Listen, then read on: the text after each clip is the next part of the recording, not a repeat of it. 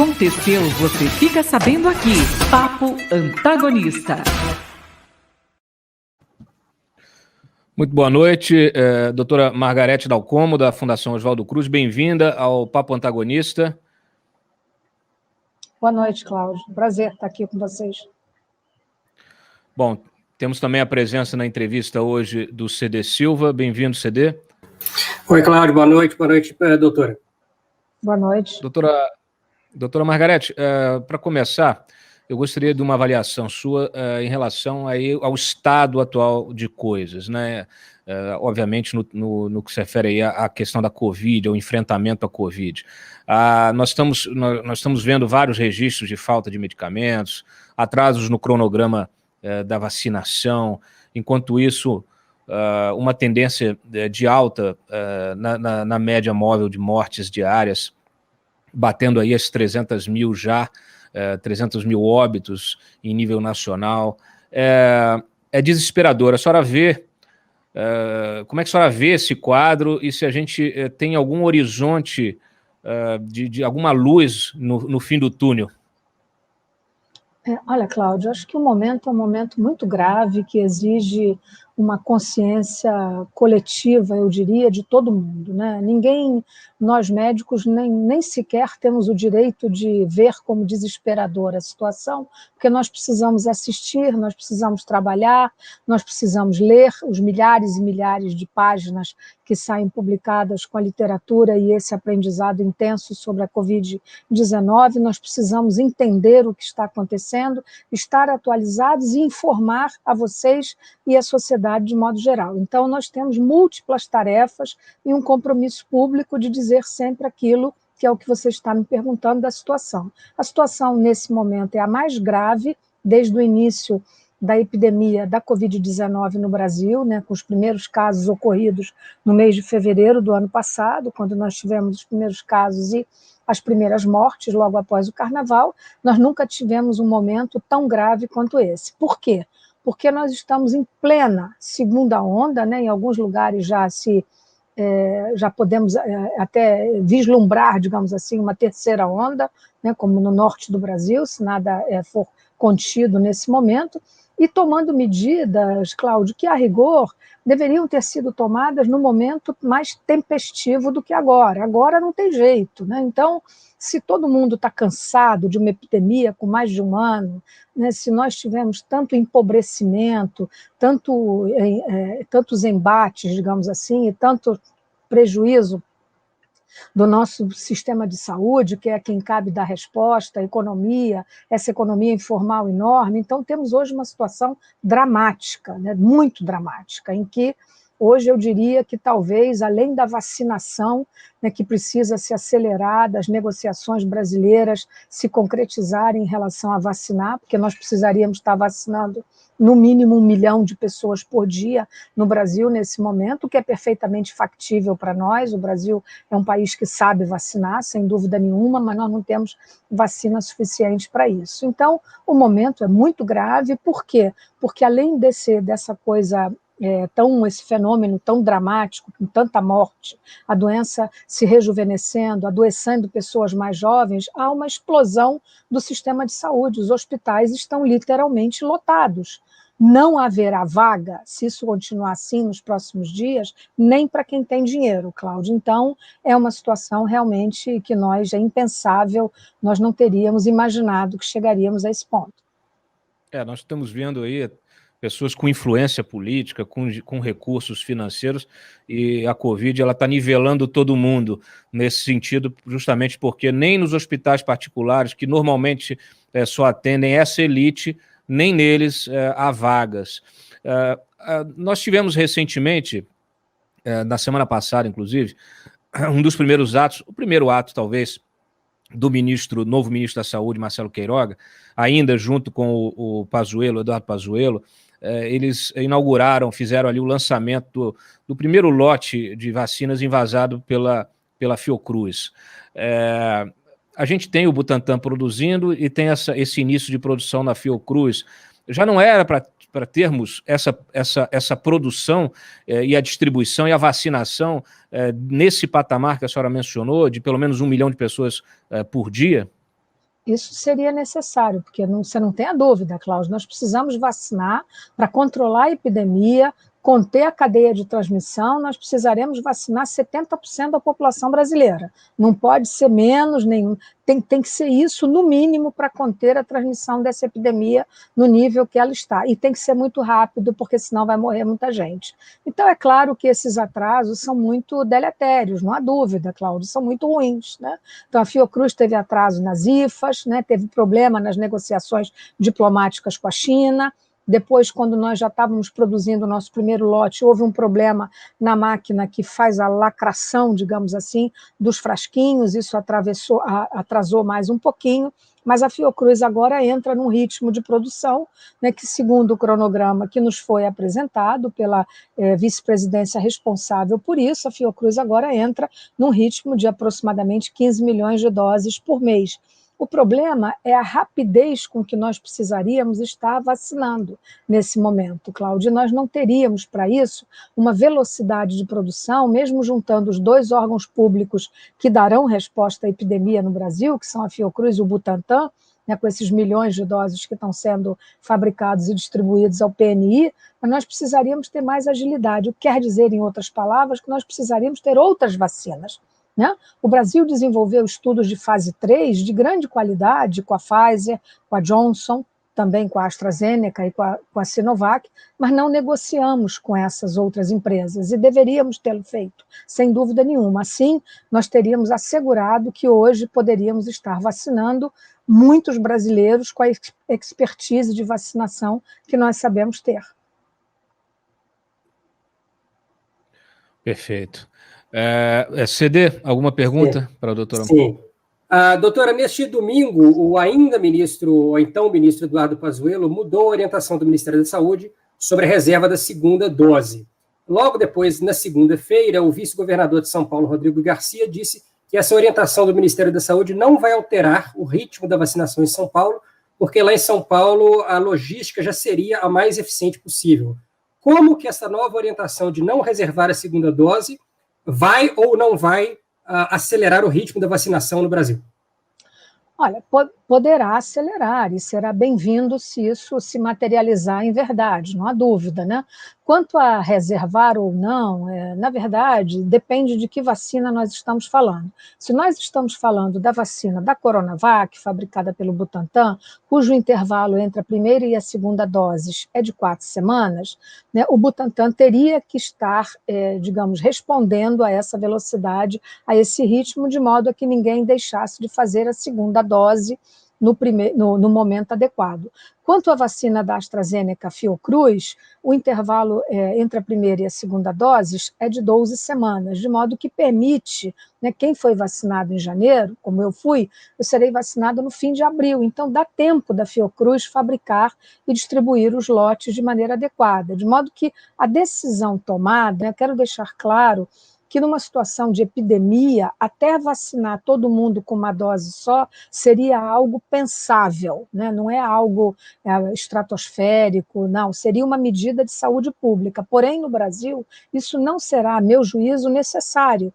Né? Nós vamos usar as doses que estariam eventualmente guardadas para as pessoas que se vacinaram com a Coronavac na primeira dose, assegurar a segunda, mas dará tempo de que o Butantan libere as doses, eu estou falando aí da vacina da Coronavac. Quanto à AstraZeneca, todos que foram vacinados em janeiro e fevereiro terão doses já fabricadas no Brasil pela Fiocruz em doses suficientes para receber as segundas doses. Então, esse é o panorama atual. A senhora tem feito muitos alertas sobre a necessidade de conscientização da população. A gente sabe que nós temos aqui vamos dizer assim, um compêndio de erros de gestão, de problemas políticos envolvendo todo o enfrentamento da pandemia, né, no Brasil, seja no nível federal, no estadual, no municipal. Infelizmente, nós, como cidadãos, nós como população, como sociedade, estamos muito mal de políticos, de classe política, porque a gente vê que parece que ninguém tem ou teve a dimensão exata, ninguém levou a sério, né, ou pelo menos a maioria, o risco, né, dessa pandemia. Muita gente no final do ano passado já falava que estava acabando, aí agora ela voltou de uma forma muito mais enfática, muito mais grave, né, muito mais difícil de lidar, e parece que as pessoas têm dificuldade de entender isso, né? Parece que a culpa é da imprensa, que vive divulgando as imagens das pessoas morrendo nos corredores dos hospitais, nas filas de UTI. O quão é importante essa conscientização do cidadão? Porque no final das contas é a vida dele mesmo, né, doutora? Sem dúvida, Cláudia. Eu já vi coisas terríveis, né? Nós que tratamos de doentes, né? A família, usando uma expressão popular, né? Só se conscientiza, né? Cai a ficha, digamos assim, né? Quando alguém da sua família está internado grave, né? Então parece que a coisa precisa, e ela seria evitável, não precisaria acontecer isso, né? O que aconteceu, por exemplo, Cláudio, quando nós começamos a ver que pessoas que estavam há 1 ano sem sair de casa, né? Teve gente que só saiu para ser vacinado, 1 ano dentro de casa, e a doença mudou de lugar. Ela veio para dentro da casa das pessoas. Por quê? Porque os jovens viveram, né, nesses últimos tempos como se não houvesse amanhã. Infelizmente, né, é lindo ser jovem, ir para balada, etc., mas nesse momento epidêmico não dá para fazer isso, não dá para ter baile funk, não dá para ter baile funk dentro do vagão do metrô, não dá para não ter fiscalização impedindo que isso aconteça. Então as medidas tão pouco simpáticas que ora foram tomadas são, a meu juízo, absolutamente necessárias. Se elas estão atrasadas ou não, já não é mais o caso de se discutir. O que importa é que, nesse momento, durante essas próximas 2 semanas, no mínimo, seja feito um fechamento geral, sobretudo com transporte coletivo, né? Se você olhar um BRT no Rio de Janeiro ou em outros locais, Cláudia, é impossível você imaginar que ali você não está fazendo um caldo de cultura para favorecer a transmissão de uma doença que não se transmite de uma pessoa para outra, mas sim de uma pessoa para várias outras. Então esse é que é o problema. E você pode transmitir sem estar com sintoma. Então, você nem sente a culpa de ter transmitido uma doença deliberadamente para alguém, o que é muito triste. Então, é isso que eu tenho chamado, né, Cláudia, é preciso ter uma consciência cívica do dever coletivo. Quando eu boto uma máscara e saio de máscara, ou boto 2 máscaras, como a gente tem usado atualmente, né, dependendo da máscara que nós usamos, eu estou protegendo a mim mesmo, mas eu estou, sobretudo, protegendo você, as outras pessoas com quem eu vou cruzar ou conversar, né? Um espirro, Cláudio, bota no ar, naquele ambiente, 200 milhões de partículas contaminantes. Então, isso foi dito por nós, né, por colegas médicos da melhor expressão, por gente da área da saúde, quantas vezes? Centenas de vezes ao longo desses 14 meses de epidemia que nós estamos vivendo. Então, não é possível que a sociedade ainda não tenha entendido que ela precisa sofrer com alguém da sua própria família, enterrando alguém, enfim, ou fazendo fila em cartório, como nós temos visto essa imagem triste, né? Tão triste quanto enterrar alguém, é uma fila em cartório para registrar um atestado de óbito. É impensável isso.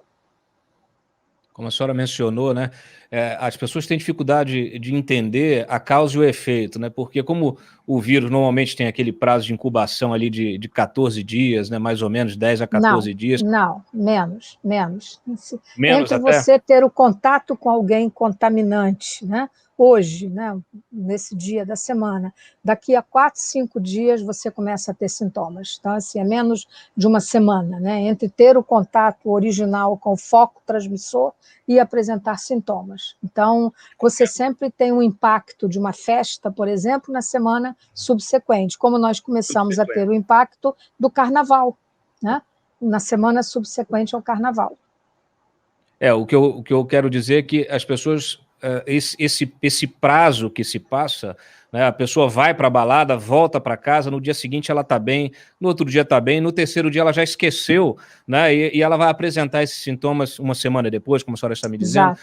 Exato. Então ela nem lembra, se ela for em 2, 3 baladas, ou se ela for na balada, pegar um ônibus para ir para o trabalho no dia seguinte, ela não vai ter noção de onde realmente ela pegou.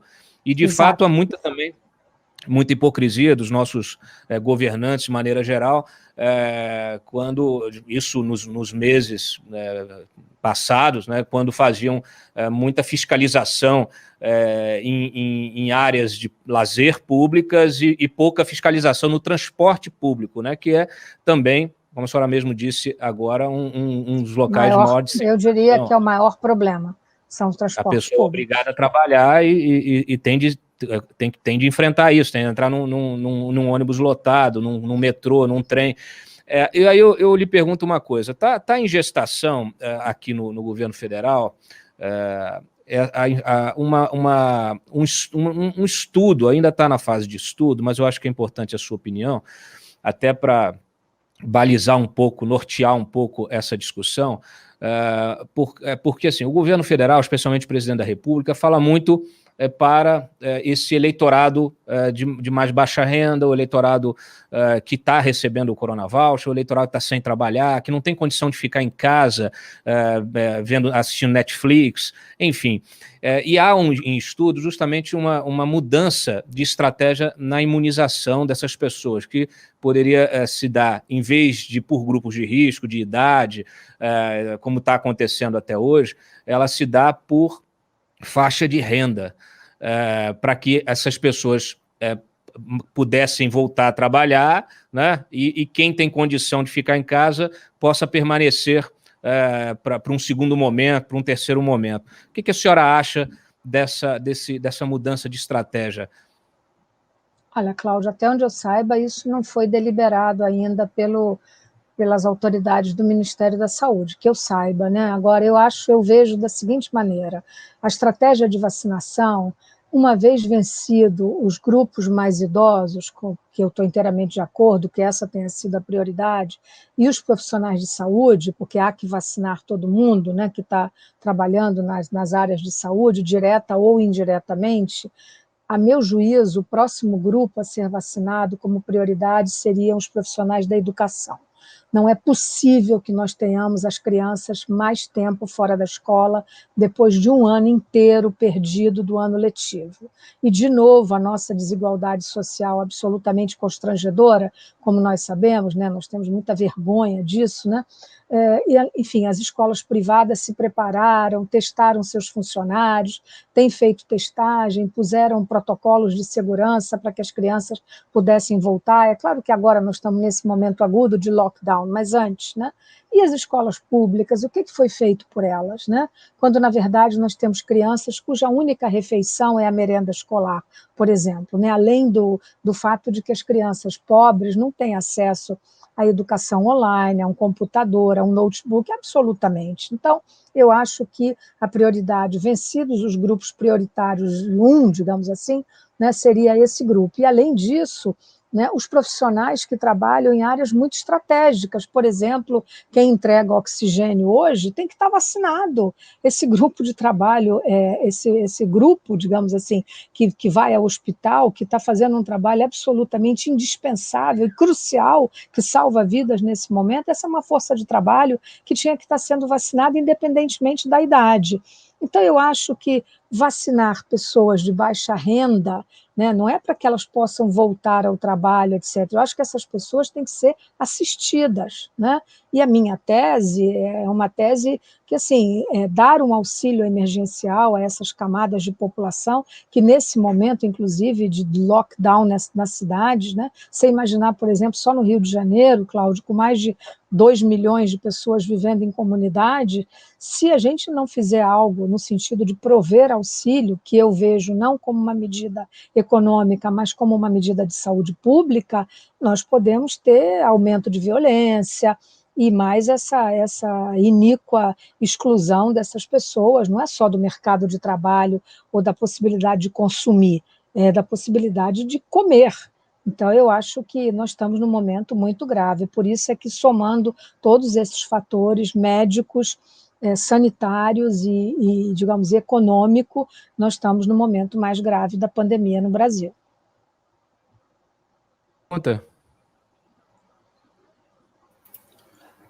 Doutora, ainda falando de conscientização, já que é muito importante, eu queria que eu comentar aqui uma novidade. Nesta terça-feira, a Anvisa tornou pública uma decisão da semana passada. Ela atualizou a bula da vacina da AstraZeneca com reações adversas, dizendo que as pessoas que são vacinadas podem sofrer de diarreia e, em alguns casos incomuns, de sonolência. Qual é a importância de ser franco com a população e divulgar publicamente as reações adversas que podem acontecer com a vacina? Olha, enfim, chega a ser até curioso, né? Porque nós médicos, sempre que passamos um remédio, dizemos ao paciente, olha, se você quiser sofrer, leia a bula.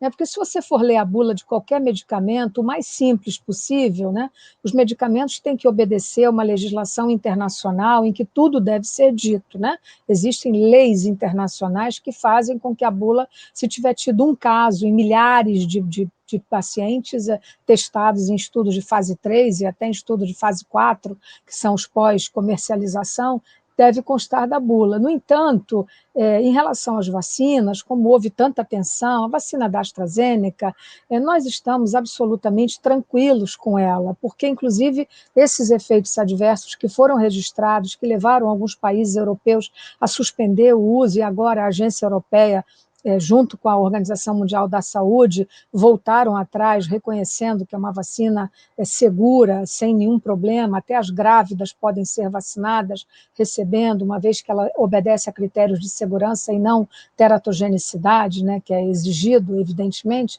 Então, assim, eu acho que esse não me parece tão relevante. Né? O importante é que a população brasileira sempre acreditou nas vacinas, é da nossa cultura. Né? Olha como nós tivemos um PNI reconhecido, né, o Programa Nacional de Imunização, reconhecido internacionalmente. Então, nós precisamos resgatar essa confiança na população e, sobretudo, essa consciência de que, neste momento, para uma doença sem tratamento, a única maneira de conter a epidemia, nós voltarmos a ter uma vida minimamente normal, né, com essa saudade que todos nós temos de dezembro de 2019, nós precisamos ter todo mundo vacinado.